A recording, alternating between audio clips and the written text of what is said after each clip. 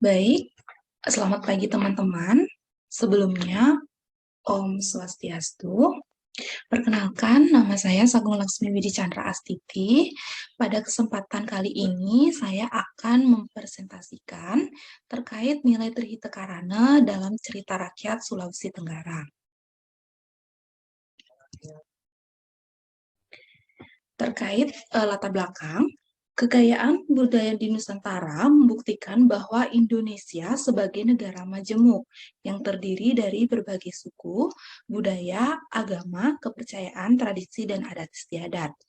Keadaan masyarakat Indonesia modern tidak terlalu mengenal beberapa karya sastra tradisional, bahkan tidak pernah mendengar, membaca, kecuali apa yang didapat dari pendidikan di sekolah melalui pelajaran sastra. Hal ini diindikasi oleh beberapa faktor, seperti belum terlalu banyak sumber-sumber bacaan tentang sastra tradisional yang mudah dipahami dan diterima oleh banyak orang, khususnya oleh kaum generasi muda. Sedangkan sumber aslinya kesulitan dalam proses pewarisan dalam bentuk oral maupun sumber-sumber tulisan tangan yang sudah tak layak baca dan terbatas kapasitasnya.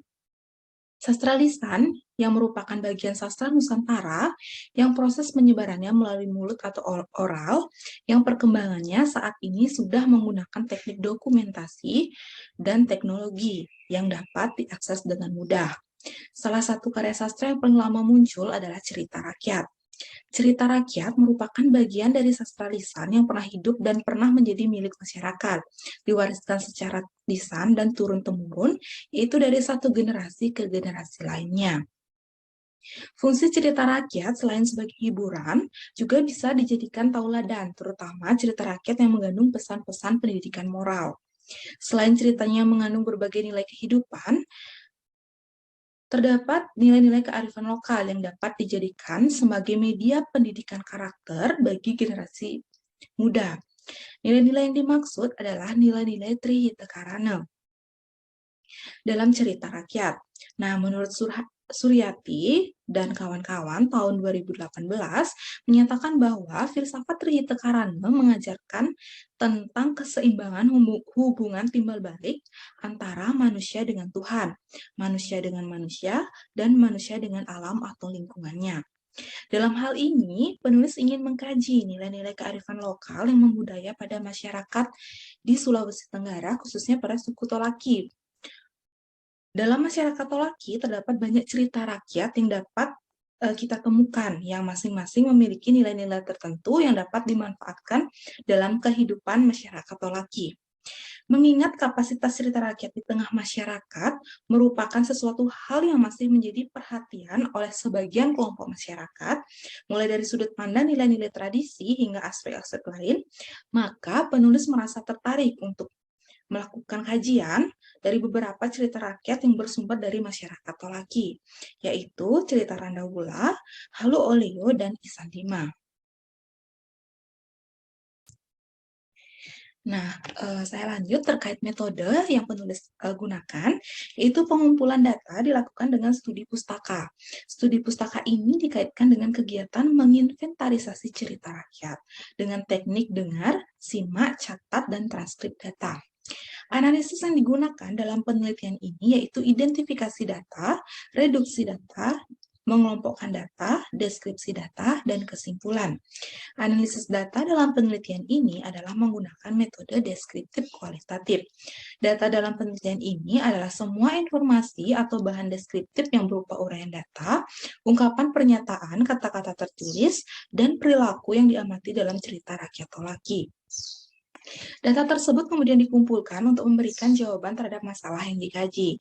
Sumber data dalam penelitian ini, dalam penulisan ini adalah cerita rakyat yang dimuat dalam buku prosa dalam sastra Tolaki yang diterbitkan oleh Departemen Pendidikan oleh Kebudayaan Jakarta tahun 1993 dan pada YouTube.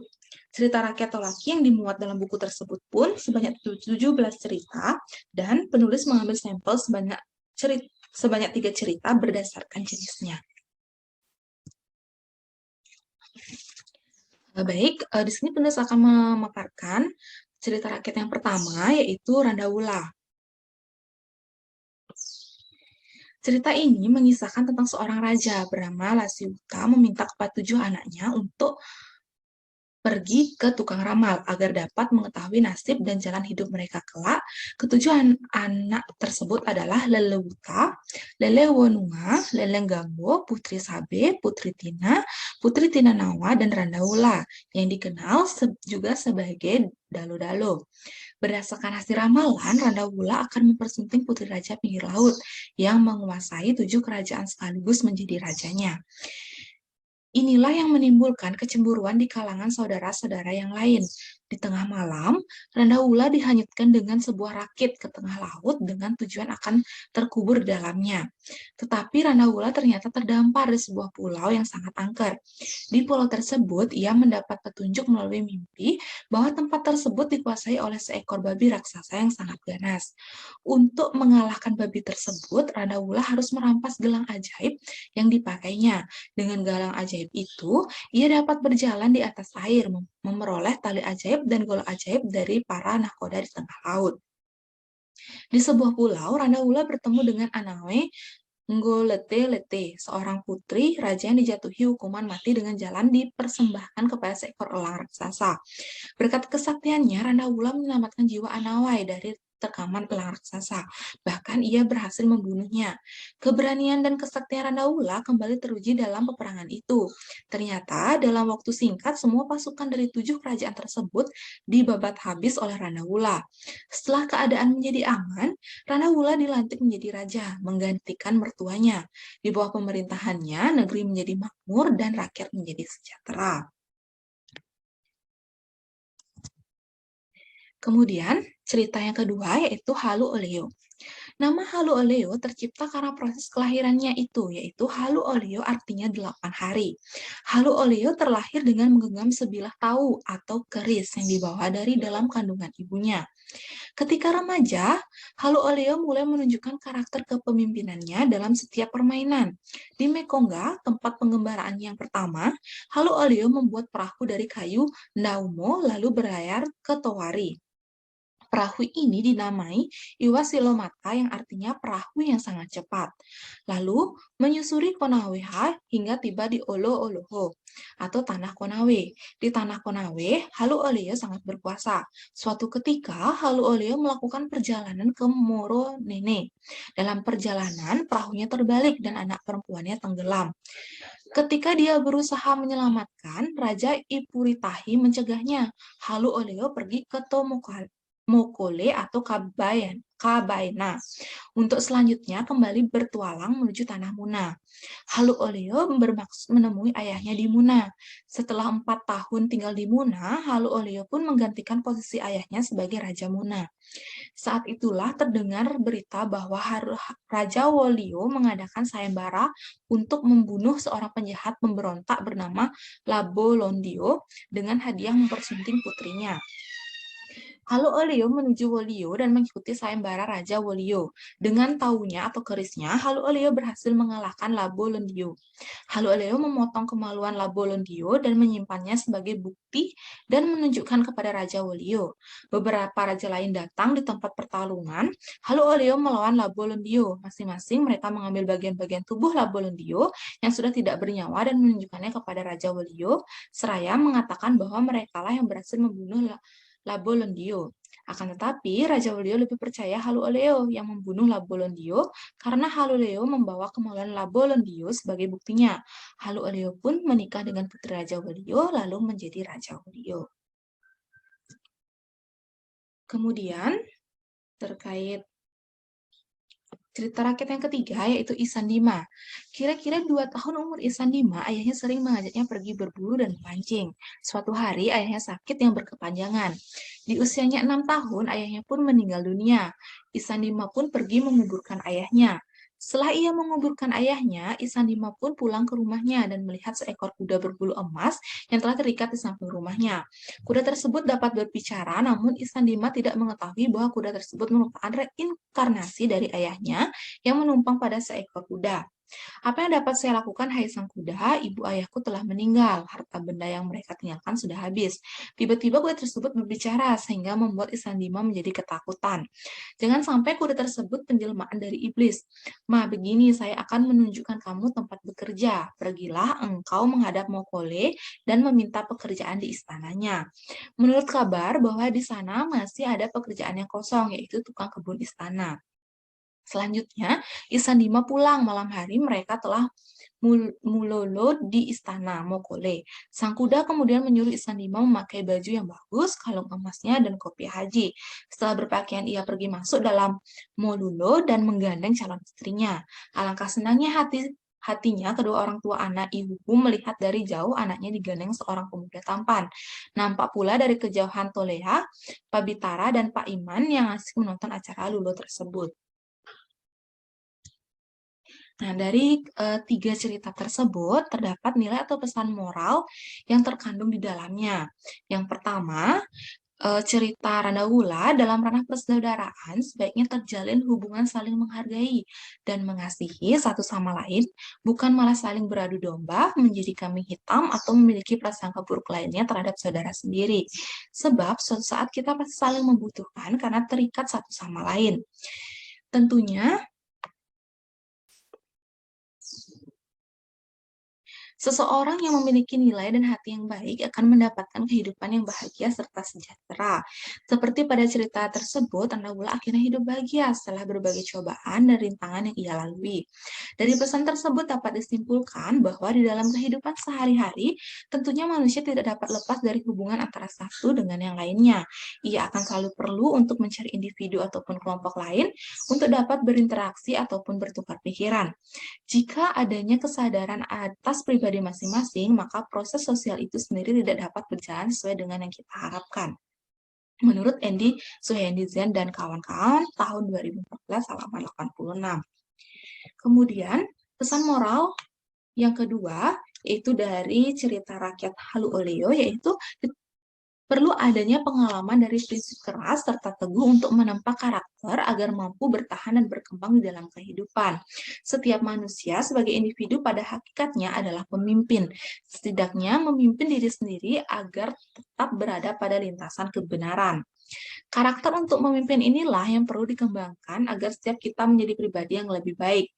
Seorang pemimpin harus memiliki sikap rendah hati dengan tetap menghargai dan menghormati kawan maupun lawan secara proporsional.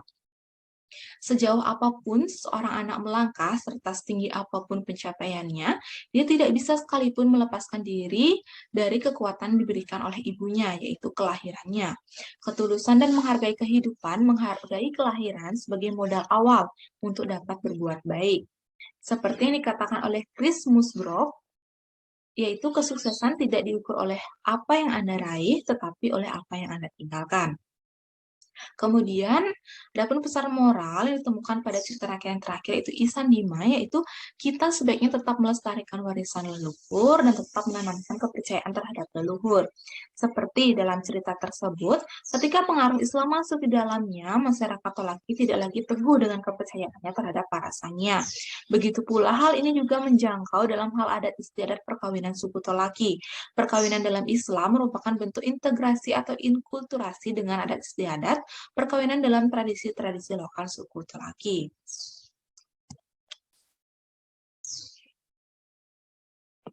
Baik, sekarang masuk pada slide nilai THK yang berkaitan dengan hubungan manusia dengan Sang Pencipta atau Parahyangan dalam 3 cerita rakyat.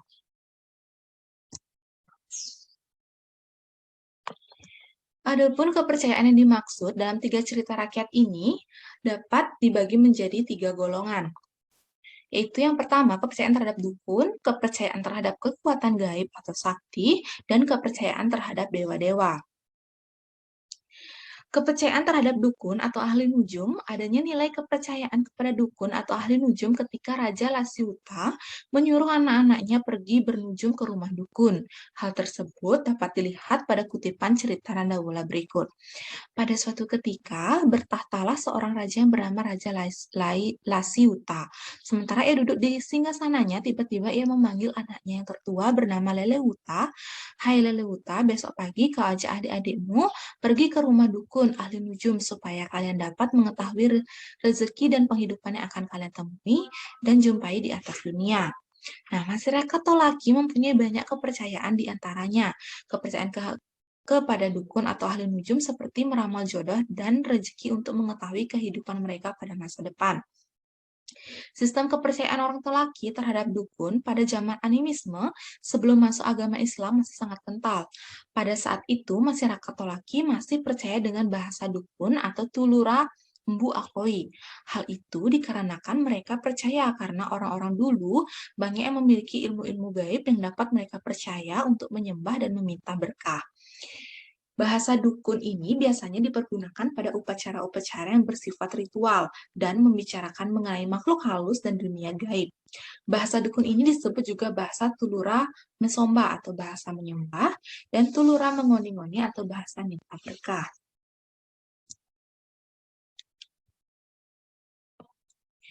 Orang Tolaki juga mempunyai kepercayaan kepada kekuatan sakti atau kekuatan gaib yang juga masih nampak sampai sekarang di daerah-daerah tertentu terutama di desa-desa.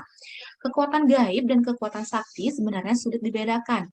Seseorang yang mempunyai kekuatan gaib pada umumnya memiliki kekuatan sakti, misalnya kebal terhadap api, kebal terhadap parang, dan dapat melihat makhluk-makhluk halus. Rana Wula dilukiskan dalam cerita sebagai seorang yang mempunyai kekuatan sakti, karena mampu melewati dan menyelesaikan semua ujian-ujian yang diberikan kepadanya dengan bantuan benda-benda sakti. Kekuatan sakti hampir seluruhnya dilukiskan dalam cerita. Sebagai gambaran, Rana Wula memiliki kekuatan sakti dapat dilihat pada kutipan berikut. Dengan perlahan-lahan, sekalipun putra bungsu turun dari persembunyiannya, dan setelah ia tiba di tanah lalu, ia membuka gelang babi itu dan langsung memasangkan gelang itu ke kakinya. Setelah itu, putra bungsu menuju pinggir pantai dan mencoba berjalan-jalan di atas laut. Betapa lancarnya putra bungsu berjalan di atas laut. Nah, berdasarkan kutipan tersebut, maka terlihat jelas bahwa putra bungsu tiba-tiba memiliki kekuatan sakti ketika telah mengambil gelang babi dan langsung memasangkan pada kakinya. Kekuatan yang ia miliki dengan lancarnya dapat berjalan di atas laut. Nah, selanjutnya kekuatan sakti yang dimiliki putra bungsu dapat dilihat pada kutipan di bawah ini. Ketika datang elang raksasa itu, Anawe telah mempersiapkan diri untuk ditelan. Seketika itu, putra bungsu menyuruh tali ajaibnya terbang mengikat kaki dan leher elang raksasa itu. Setelah menyuruh Golo ajaib menyembelih lehernya, tiada beberapa lama putuslah leher binatang raksasa itu dan terkaparlah ia dengan menghancurkan 7 buah gunung dan tertimbunlah jurang yang dalam.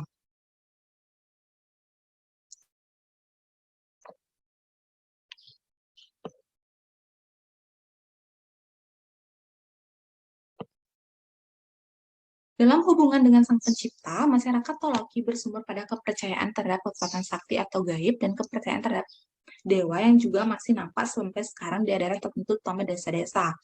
Nah, pada zaman animisme, banyak orang-orang yang memiliki kekuatan sakti atau gaib, seperti menggunakan benda-benda sakti untuk menolong orang lain, dan Halu Olio ketika lahir di dunia membawa sebilah keris emas di pusarnya. Terlihat dapat kutipan cerita berikut. Setelah 8 hari dan 8 malam, ia merasakan sakit perut itu, barulah keluar darah yang merupakan tanda akan bersalin. Pertama-tama keluar kulit kepala orang, kemudian keluarlah bayi, itu dengan membawa sebilah keris. Ia dinamakan Halu Olio karena ketika ia dilahirkan, ibunya menderita sakit perut selama 8 hari dan 8 malam. Selain kepercayaan terhadap kekuatan sakti, masyarakat Tolaki juga memiliki kepercayaan terhadap dewa-dewa. Adanya nilai kepercayaan terhadap dewa-dewa ketika Halu Olio mengikhlaskan anaknya yang tenggelam diambil oleh Ipuritahi atau dewa yang menguasai laut, ombak, dan gelombang. Nah, kutipannya dapat dilihat dalam slide, yaitu sewaktu mereka pulang, mereka menyusuri kali Konawe dan melihat Sanua atau air jatuh 7 tingkat. Pada saat itulah perahunya terbalik dan anaknya pun yang bernama Iwe Sambara jatuh lalu tenggelam. Halu Oleo berusaha turun menyelam mencari anaknya. Akan tetapi Raja Ipuritahi atau Dewa Dasar Laut tidak mau lagi menyerahkan anak yang tenggelam itu. Ipuritahi menginginkan supaya Iwe Sambara tinggal di negeri Konawe agar negeri itu mempunyai berkah. Halu Oleo pun melanjutkan perjalanannya.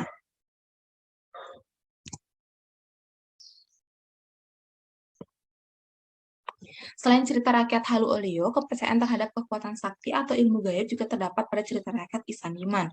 Dapat dilihat dalam kutipan berikut. Setelah ia menguburkan ayahnya, Ihsan Liman pun pulang ke rumahnya dan melihat seekor kuda berbulu emas yang telah terikat di samping rumahnya. Kuda tersebut dapat berbicara, namun Ihsan Liman tidak mengetahui bahwa kuda tersebut merupakan reinkarnasi dari ayahnya yang menumpang pada seekor kuda.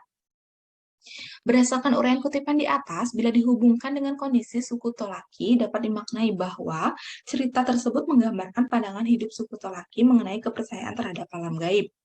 Makhluk halus dalam suku Tolaki dibagi menjadi atas dua bagian, yaitu makhluk halus yang dapat menolong manusia dan yang membahayakan manusia.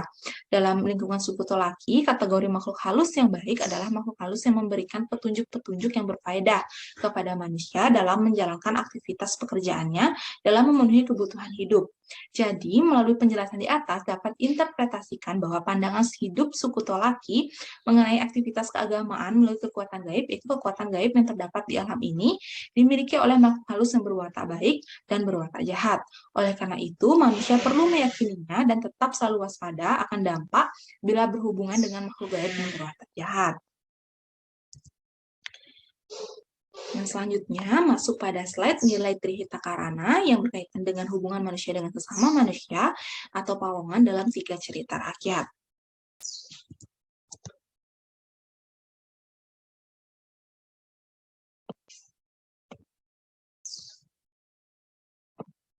Nilai yang berkaitan dengan hubungan antara satu pihak dengan pihak lain dalam cerita rakyat itu menghormati, saling mengasihi.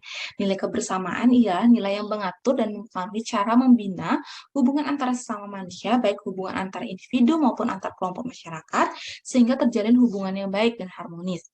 Adanya nilai kebersamaan dalam kutipan cerita ketika Randa Gula berikut. Sewaktu ia akan melompat ke atas punggung kudanya, Anawe datang dan ingin ikut bersama suaminya.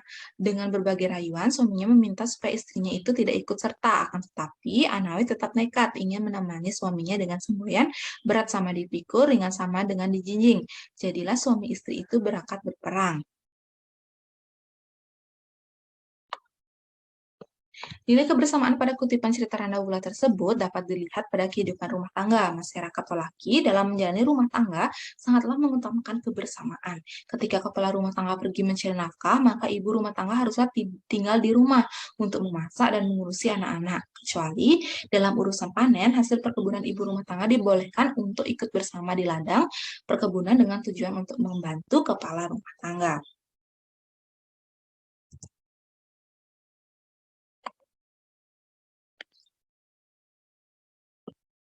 Dengan kegembiraan yang luar biasa, janda tua itu langsung membuat kamar khusus dalam gubuk dan pergi mengambilkan air dan memandikan putra bungsu.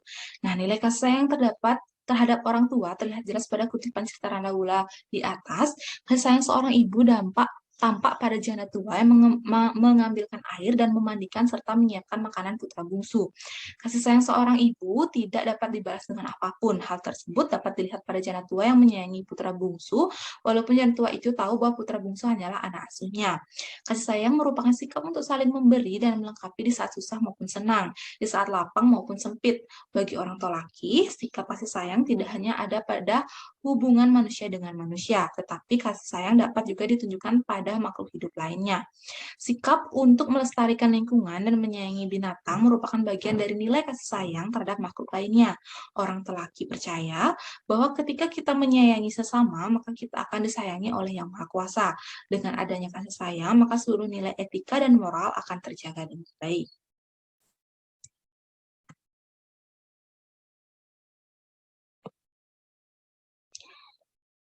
Nilai-nilai tersebut juga terlihat pada cerita rakyat Halu Olio yang menerapkan sikap peduli sesama yang sesuai dengan sistem kepercayaan masyarakat Tolaki, seperti dalam kutipan berikut.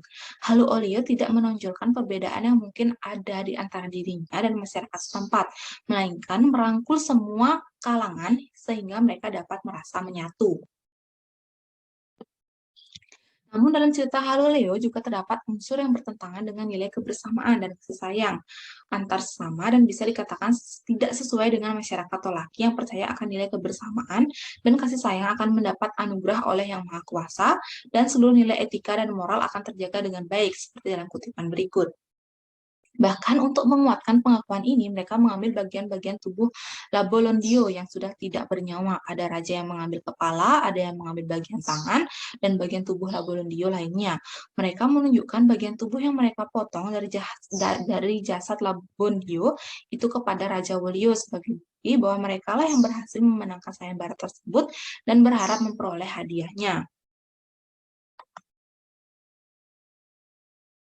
Kutipan tersebut merupakan perbuatan yang sangat tidak terpuji. Tidak seharusnya orang yang sudah tidak bernyawa diperlakukan seperti itu. Bagaimanapun juga kita seharusnya menghormati orang yang sudah meninggal. Sedikit tidaknya dengan menghargai jasadnya, walaupun orang tersebut melakukan kesalahan yang besar. Pada dasarnya, manusia tidak pantas membalas perbuatan itu dengan tangannya sendiri, biarkan sang pencipta yang mengatasinya. Seperti pada masyarakat laki yang mengenal sangia dalam kepercayaannya yang mengedepankan sikap hormat dan menghargai.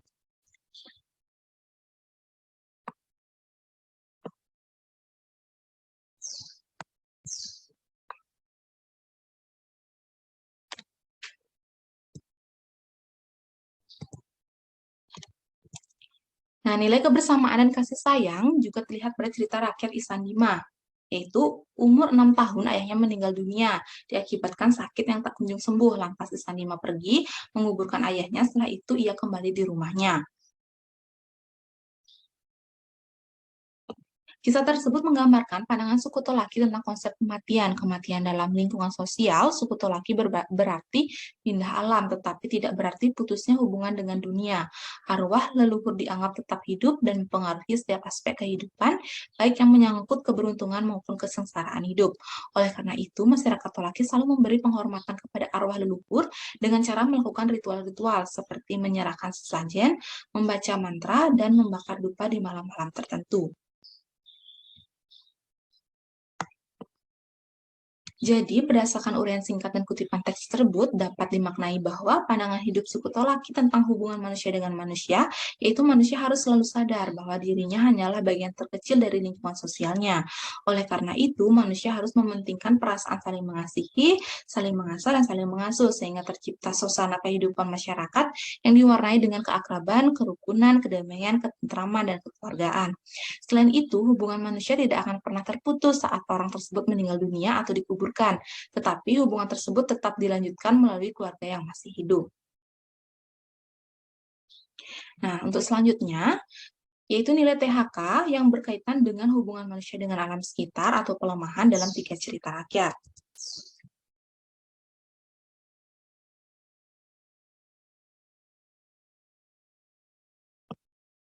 Halo Leo maju menghadapi Labolondio dengan gagah berani. Tujuan utamanya bukanlah untuk memenangkan sayembara, melainkan menyelamatkan negerinya.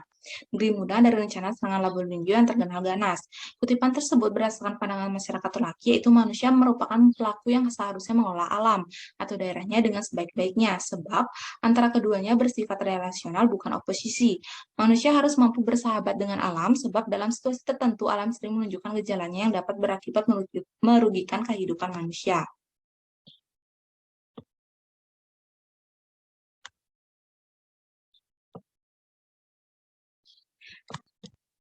Pekerjaan Mukolewata selama masa kehamilan istrinya adalah berburu dan memancing, dan bila hasil yang didapatkan lebih maka ia pun menjual kepada orang-orang. Hari kelahiran istrinya telah tiba, anak mereka diberi nama Isanjima. 2 bulan setelah melahirkan, Anawe Ndopadangguni meninggal dunia. Akhirnya tinggallah mereka berdua. Kira-kira 2 tahun umur Isanjima, ayahnya sering mengajaknya pergi berburu dan memancing. Nah, dalam kehidupan tradisional suku Tolaki, pekerjaan berburu dan memancing seperti yang dilakukan oleh tokoh Mukolewata dan Isandima merupakan gambaran tentang hubungan manusia dalam mengolah sumber daya alam yang tersedia. Dalam melakukan pekerjaan berburu dan memancing, masyarakat Tolaki memilih binatang-binatang yang sudah layak untuk dikonsumsi dan membiarkan binatang-binatang lainnya untuk hidup bebas. Bila hasil pekerjaan tersebut dianggap berlebih, biasanya hasil tersebut dijual sebagai upaya dalam memenuhi kebutuhan yang lainnya. Oleh karena itu, melalui kedua pekerjaan tersebut di atas dapat dimaknai sebagai bentuk bahwa pandangan hidup suku Tolaki tentang hubungan manusia dengan alam.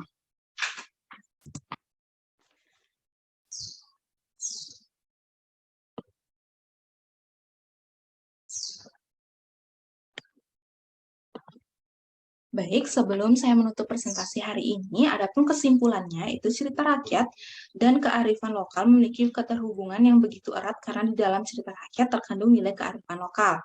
Salah satu kearifan lokal yang bersifat universal adalah Trihita Karana. Di dalam penulisan tersebut yang telah dilakukan, menemukan pesan moral dan juga nilai Trihita Karana di dalam cerita rakyat Sulawesi Tenggara, yaitu Randawula, cerita Halu Olio, dan cerita Isandima. Pesan moral yang ditemukan pada cerita Randawula adalah manusia harus saling mengasihi antara saudara sendiri. Kemudian pada cerita rakyat Halu Olio, yaitu manusia harus memiliki sikap seperti pemimpin yang bijaksana, tegas, dan pemberani. Dan sedangkan di cerita rakyat Isandima adalah manusia harus melestarikan yang menjadi warisan dan sistem kepercayaan terhadap leluhur. Sementara itu, pada cerita Halu Olio dan Isandima ada 3 nilai Trihita Karana, yaitu parahyangan, powongan, dan pelemahan. Sedangkan pada cerita Randawula hanya ditemukan 2 nilai Trihita Karana, yaitu parahyangan dan pawongan. Baik, sekian tadi presentasi yang dapat saya sampaikan. Apabila ada kata yang kurang berkenan, saya mohon maaf. Akhir kata saya tutup dengan para Santi. Om Santi Santi Santi Om.